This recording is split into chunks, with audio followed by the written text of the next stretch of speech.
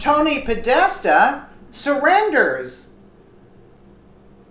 This morning, former Trump campaign chief Paul Manafort was arrested after turning himself into the FBI, and just hours after, Tony Podesta made a shocking announcement. Podesta, brother of former Hillary Clinton campaign chair John Podesta, is a Democrat power lobbyist for the Podesta Group, which worked hand in hand with Manafort during numerous shady deals. It's been widely reported that the Podesta brothers came under the microscope for special counsel Robert Mueller, and Monday morning's announcement confirms as much, while suggesting there's much more to come from this story. From Politico, Democratic power lobbyist Tony Podesta, founder of the Podesta Group, is stepping down from the firm that bears his name after coming under investigation by special counsel Robert Mueller. Podesta announced his decision during a firm-wide meeting Monday morning and is alerting clients of his impending departure. Podesta is handing over full operational and financial control to longtime firm CEO Kimberly Fritz, according to multiple sources with knowledge of the meeting. Fritz and a senior group of the Podesta team will be launching a new firm in the next 1 or 2 days. Sources said the transition has been in the works for the past several months. For those unaware, the Podesta Group has come under fire in recent months for failing to properly register as foreign agents under the FARA Act. Additionally, we previously reported that the Podestas worked with Manafort to be instrumental in facilitating the controversial Uranium One deal, which allowed Russia to control 20% of America's uranium. I don't get it. The Podestas worked with Manafort to be instrumental in facilitating the controversial Uranium One deal? That's kind of weird.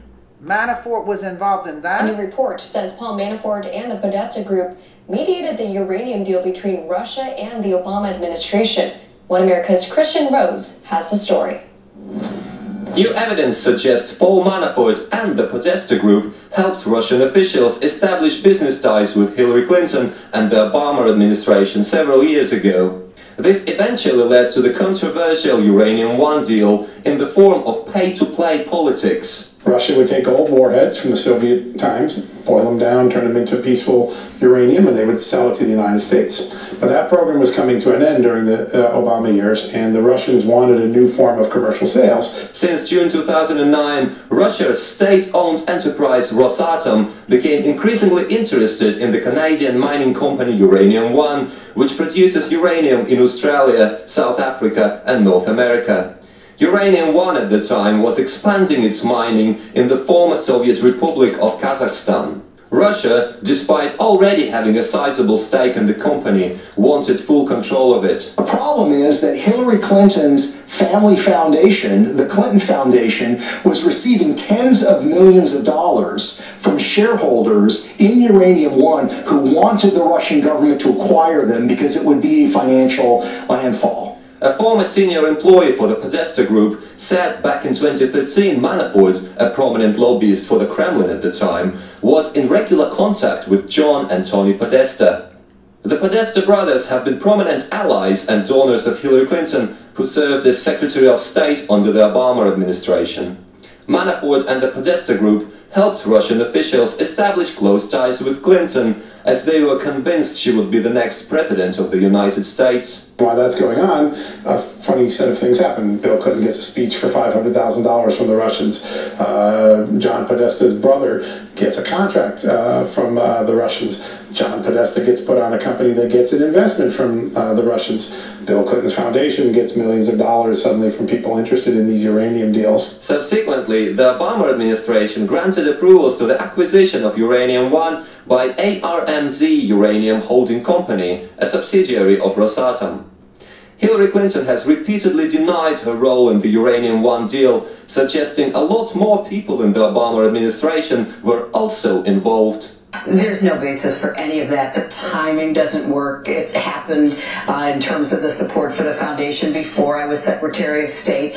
There were 9 government agencies who had to sign off on that deal. I was not personally involved because that wasn't something the Secretary of State did. The former employee for the Podesta Group says they believe the ongoing attempts to tie President Trump to Russia are baseless, as Manafort's efforts had been focused on securing the multi-billion-dollar Uranium One deal all along. Meanwhile, Russia hardly had any commercial interest in US real estate or any political interest in Donald Trump whatsoever, as few would expect an outsider to the Washington establishment to go on and become the President of the United States. Christian Rose, One American News. This is interesting. I didn't know Manafort was involved in brokering the Uranium One deal. Additionally, the Daily Caller reported that the fact-finding mission surrounding the Podestas quickly morphed into a criminal inquiry into the brothers regarding their work as lobbyists for both the Russian and Ukrainians.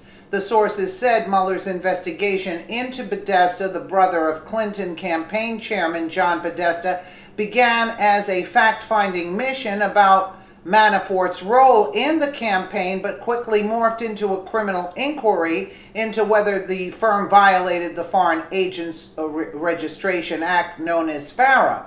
People and firms who lobby on behalf of foreign governments must file detailed disclosures about their spending. Yes, we know that with the Department of Justice. Willful failure to file is a felony and can result in up to 5 years in prison. Podesta and Manafort filed the requisite forms only after the media began reporting on their dealings with ECMU, according to NBC News reports.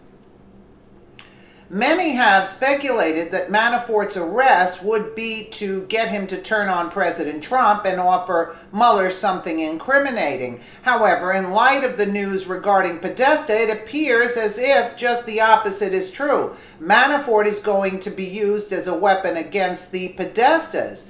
Given that's the case, the only logical conclusion to this ordeal is for everyone involved with the Podestas, including Hillary Clinton's campaign, to be taken down once and for all. This is huge news. Stay tuned to see what's to come. Yeah, I mean, this is shocking because I did not know that Manafort was involved in brokering the deal with the Podestas. But again, when is Hillary going to be arrested? They were just brokering the deal. Hillary pocketed the money, and Obama, I'm more than sure, in order for him to sign off on it, right? Let me know what you guys think in the comments below. And again, thank you so much for watching.